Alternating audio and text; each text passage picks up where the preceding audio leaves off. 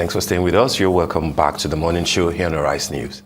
For the first time since the latest return to democracy, Nigerians appear to be making greater demands from those who are aspiring to occupy the nation's top political office, the presidency.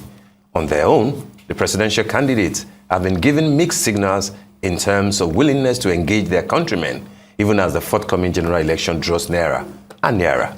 Well, to help us put all of these situations in proper context, particularly on the state of the presidential race, we're now being joined by Dr. Omoshola Deji, a researcher, political scientist, and public affairs commentator. Good morning, Dr. Deji. Good morning. Thank you for having me. Good to have you join us. It's barely 2 months away now. The die is cast. How do you assess the preparedness, one, of the electoral umpire, INEC, and then the parties themselves? They wanted enough time for campaign. They got enough time by way of the new Electoral Act. But what we have seen so far are pockets of mega rallies. So it turns out that the so-called 5 months plus that INEC has given will just be used randomly. Christmas is almost here. There will be a break, for active political, campaigns. How do you assess all this, and do you think that the candidates are given enough, particularly in engaging with Nigerians? Well, if I can start from your last statement, that are the candidates given enough? Obviously, they are not, and that has been a pattern over the years. As regards the political parties, they've been kind of like trying to, they've done more of networking among the political elites rather than reaching out to the Nigerian people. The candidates of APC and that of PDP, they are not new to the game. And these are men that believe that they kind of like have their own network, so they just try to kind of like win some crucial people that they believe can help them influence things to their side. And maybe towards the election, maybe they will now reach out to the Nigerian people the usual way, distribute rice, there's money for vote buying and all that. But ordinarily now, you don't see much of engagement with the Nigerian people. If you look at the manifesto, if you look at the rallies, it's more of like, let me just be present. If you look at what they are saying at the rallies, it's not really what really touches the life of Nigerians. You don't see them kind of like addressing the real issues. And when they touch on the issues, they just say, okay, there's no much electricity in Nigeria, we are going to provide electricity. They don't go deep. Like how? That's what I want to hear. There's high unemployment rate. Okay, we would eradicate unemployment. Tell me how. I don't want to hear like what you want to do. So the engagement has been very poor. The parties have been kind of like networking among the stakeholders. You see somebody like Alhaji Atiku Abubakar of the PDP.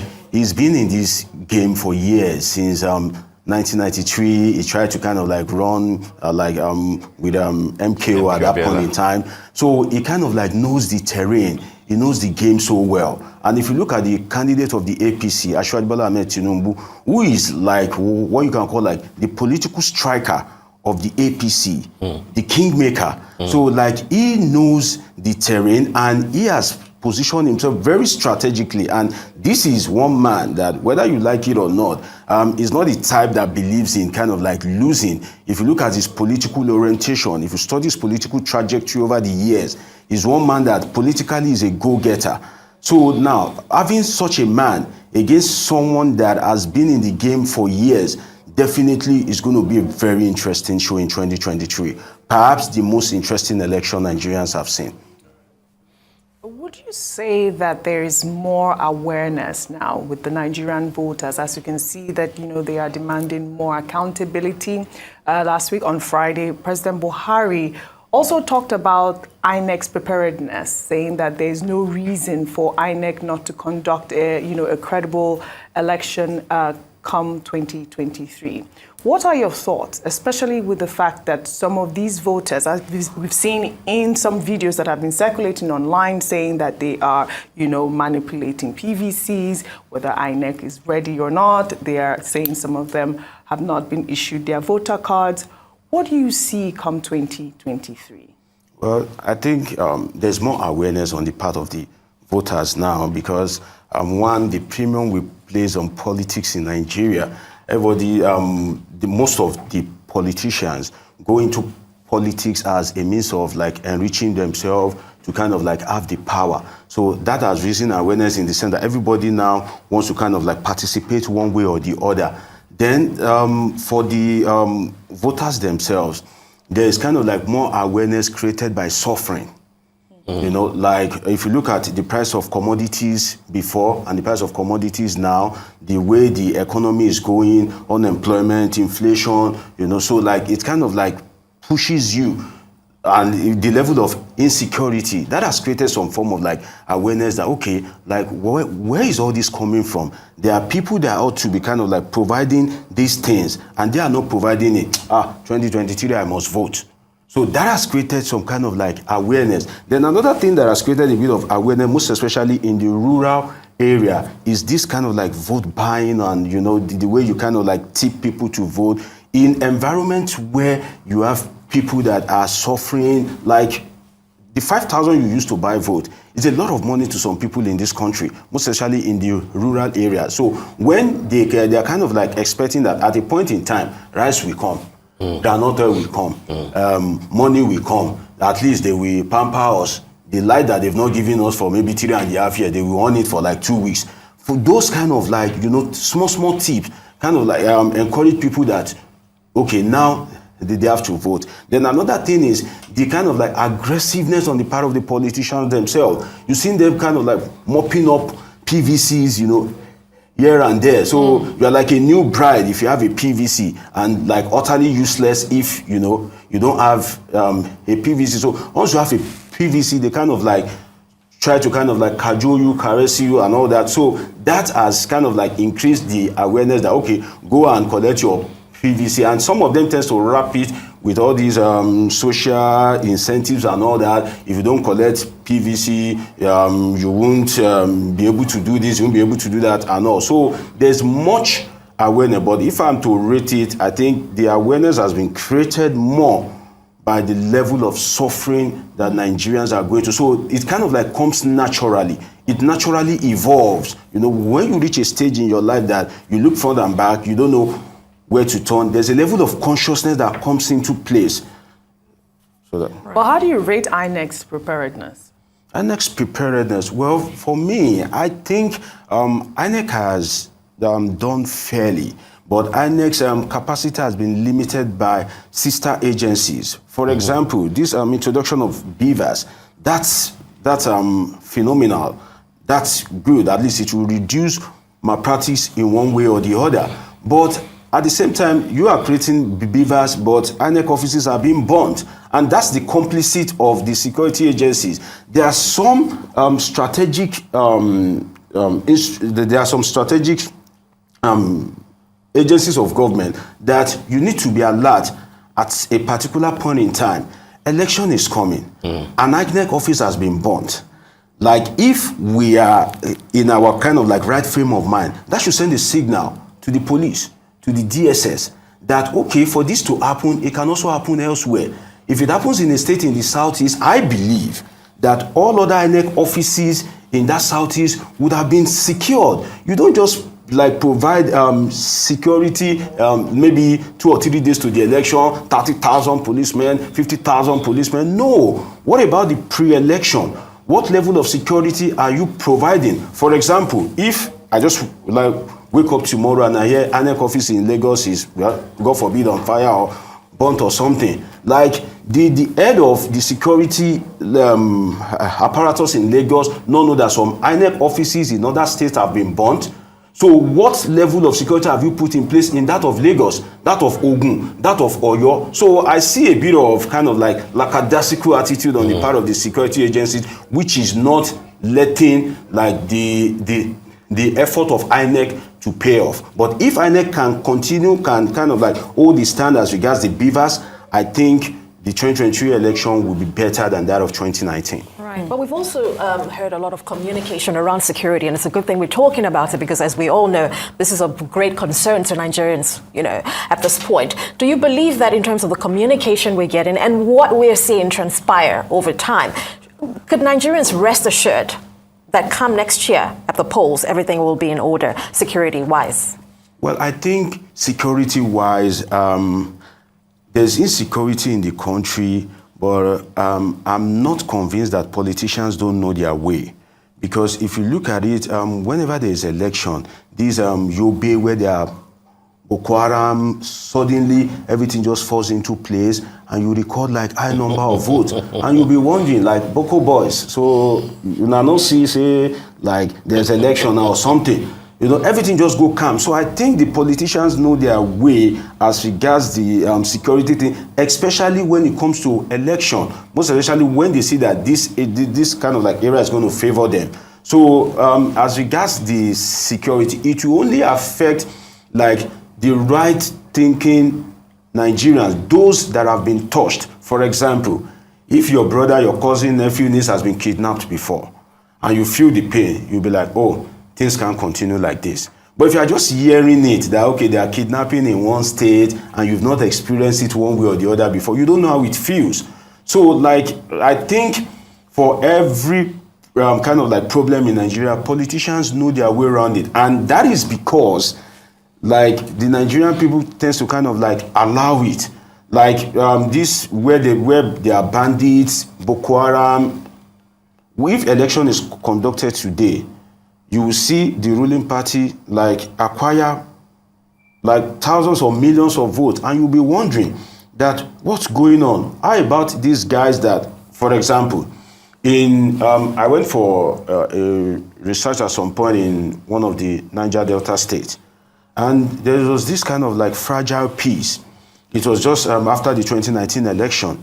So like people were saying, from part of the people I interviewed for the research purpose were saying like, now there's peace because these politicians have kind of like engaged these boys. Now they are paying them like maybe monthly, they kind of like giving them free hand, pampering them. But after, the election and everything just kind of like goes down like that. So I think as regards the security, government knows what to do. For example, in the Southeast, look at what government did as regards Nnamdi Kanu.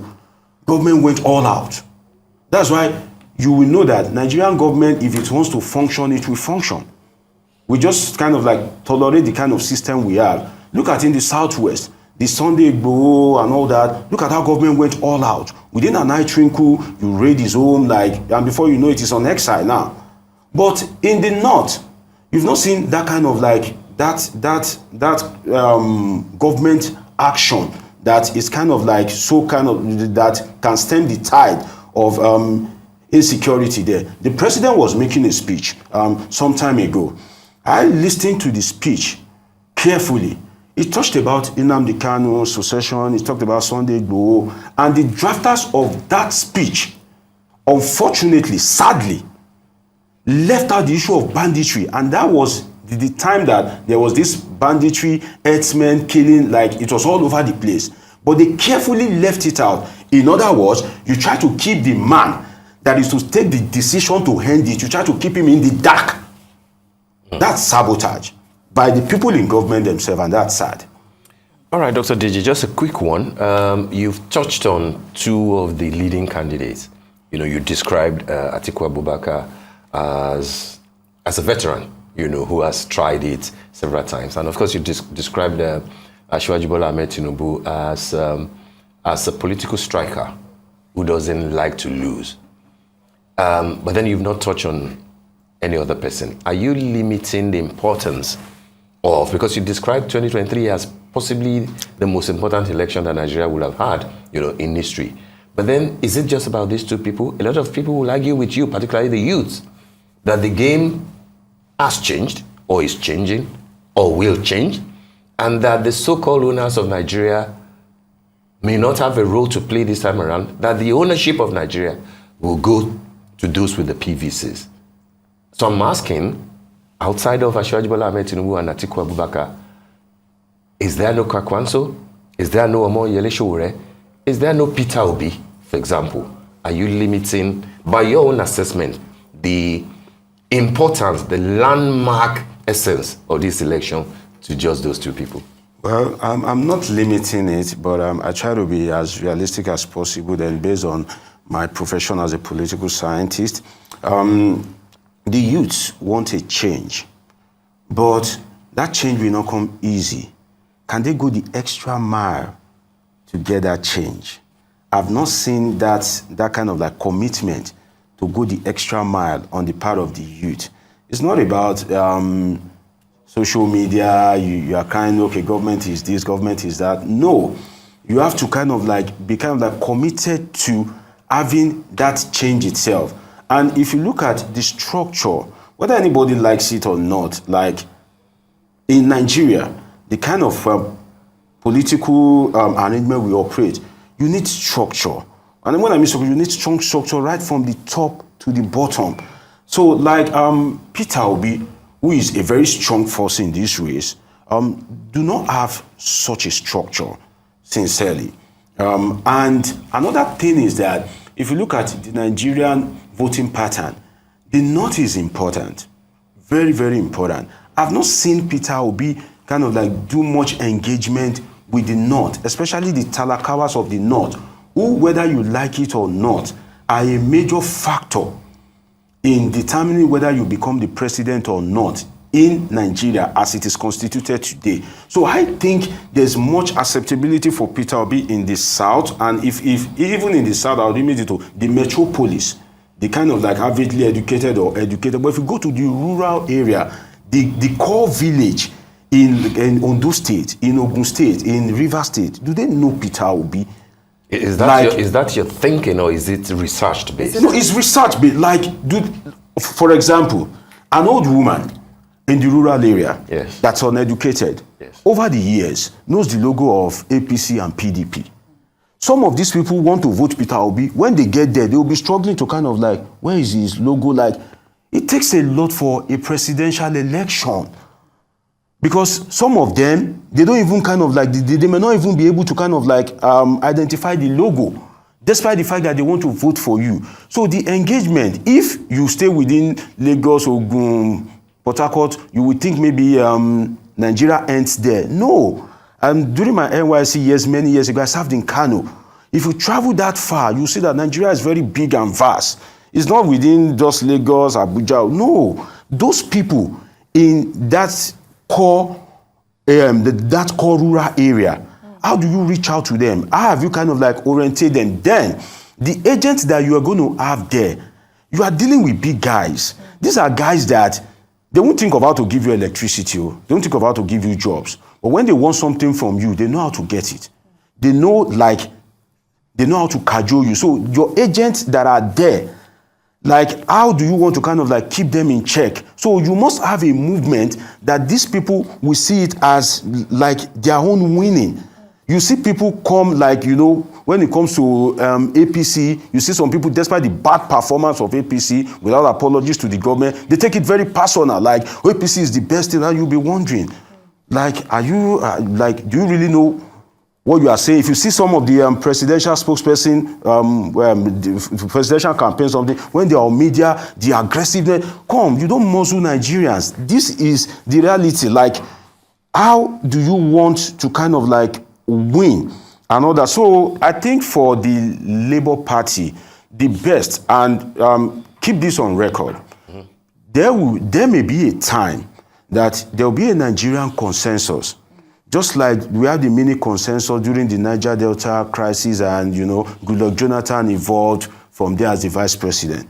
A consensus might emerge, and Peter Obi might be in a very strategic position to kind of like, okay, take the kind of like Nigerian consensus on behalf of the Southeast. So I see Peter Obi like maybe the next Buhari of the North, like a kind of like Buhari of the, how Buhari was in the North then. Peter Obi might eventually be that from the southeast or maybe the entire south. But in terms of winning the presidential election, he's the youngest. He appears to be the brightest, in all honesty. But his chances, to me, as a political scientist, is not that bright as it used to be. Another thing, apart from reaching out to the north, is the northern oligarchs itself. If you go back to the Eziogu coup or something, now you see the kind of like arrangement between north and south. Some will say the civil war is still on, like, blah, blah, blah. If you look at it, like the northern oligarchs themselves, like what is their perception about a Southeast presidency? You need to consider that. Are they kind of like willing? Will they kind of like say, okay, like, and these are people. Southern presidency? Yeah. Or Southeastern I think Southeast presidency. Because now, I think, yes, they are not against. South. They are not against the Southern presidency. They can be against it if they want a united Nigeria.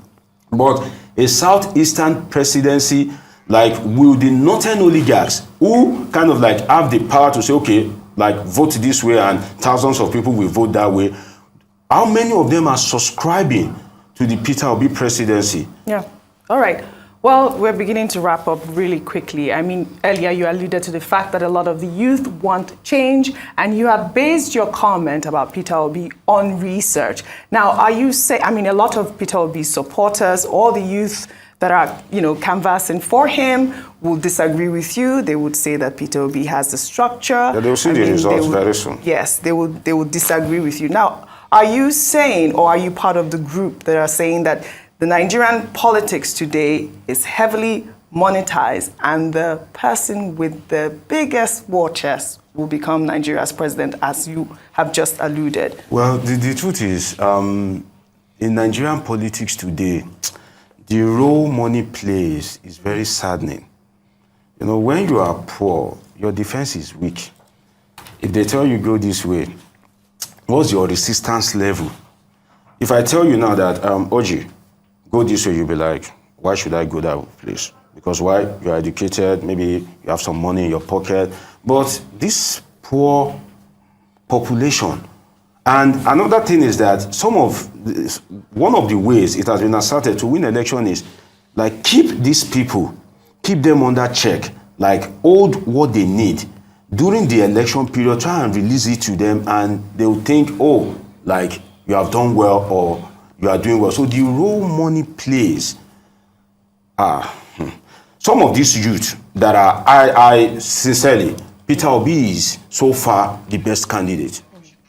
Out of the major 3 or major 4, is the best candidate. But some of these youth that are shouting Peter Obi, a week to the election, these guys have, like tens or hundreds of, Corolla, Honda, they'll just share it to them. And before you know it, 2 days to the election, they begin to change their mind and say, oh, it's APC, oh, it's PDP.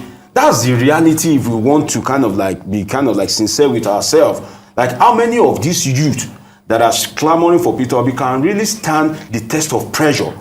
Like, the pressure, like the test of money. Okay. How many of them can really stand it? I don't think, like, many of them can. And this is all based on your research. Well, thank you very much for joining us on the morning show today. My pleasure. Doctor. All right. Thank you very much.